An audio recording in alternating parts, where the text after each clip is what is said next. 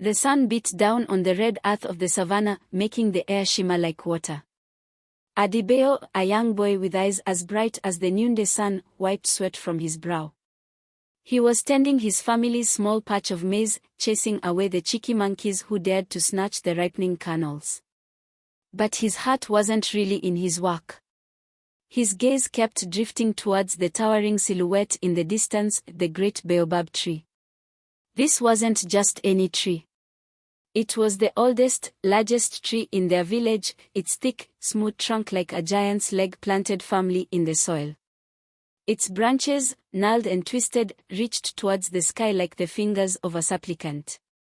It dominated the landscape, a silent sentinel watching over generations. And everyone knew it held a secret. The elders whispered stories around crackling fires at night. They spoke of the tree being a meeting place for spirits, of its roots going all the way down to the heart of the earth, and of a secret held within its vast trunk that could change everything. Adebayo, with the boundless curiosity of youth, yearned to know this secret. One day, after finishing his chores, Adebayo decided he'd had enough of just wandering. He set off towards the great Baobab. The ground was warm under his bare feet as he walked through the tall, dry grass. The calls of colorful birds, the buzzing of insects, and the rustling of leaves in the occasional acacia tree were the only sounds accompanying him. As he approached the Baobab, its immense size became even more apparent. He could walk for what seemed like a long time just circling its trunk. The bark was smooth and cool to the touch, marked with lines and patterns that looked like ancient writing. He ran his small hand over them, imagining the stories they could tell. He looked for entrances, for cracks, for anything that might hint at the secret within. There were hollows in the lower part of the trunk, large enough for a small child to squeeze into.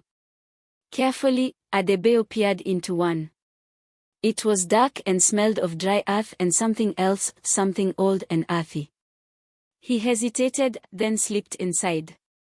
The space inside was surprisingly large. It felt like a small room, the thick walls of the trunk surrounding him. A few shafts of light pierced through cracks higher up, illuminating the dust motes dancing in the air. Adebayo walked around, his heart thumping with excitement. He touched the inner walls, feeling their rough texture. There was nothing here, just empty space. Disappointment pricked at him. He explored other openings, each leading to similar empty chambers. Was the secret just a myth? Had the elders been telling tales? He sat down with a sigh against the cool bark, the hope draining from him. Suddenly, a soft humming sound reached his ears. It was low and gentle, like the buzzing of 1,000 bees, but somehow deeper, more resonant. He held his breath, listening intently. The humming seemed to be coming from the very wood of the tree itself. He placed his ear against the trunk and listened.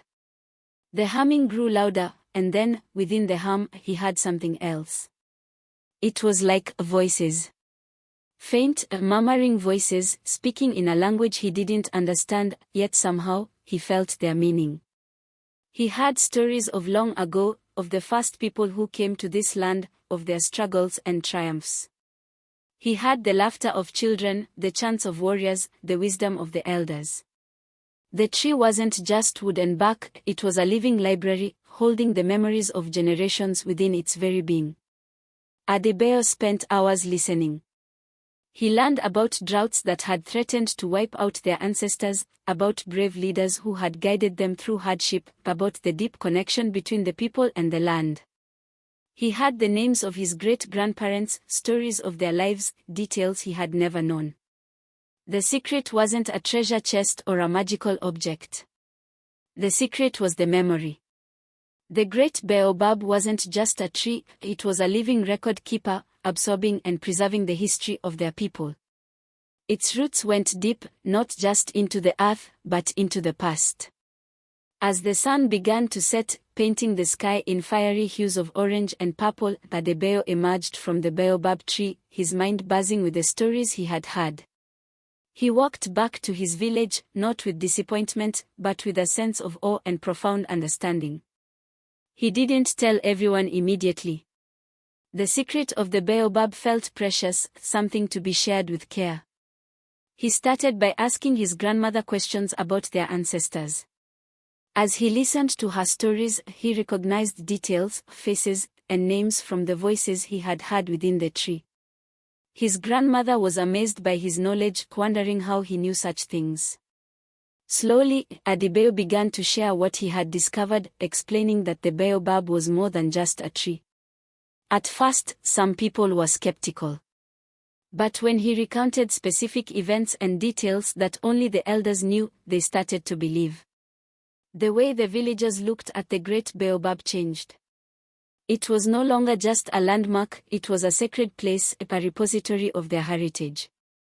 People started to visit the tree, not just to seek shade, but to listen, to connect with their past. Adibeo, the curious young boy, became the keeper of the baobab's secret, the one who understood its silent wisdom. He would often sit at the foot of the tree, listening to the wind whisper through its branches, imagining the voices of the past.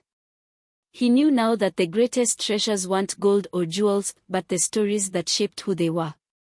And the great baobab, standing tall and proud on the savanna, held these treasures within its heartwood, a living testament to the enduring spirit of their people. The secret wasn't just mind-blowing.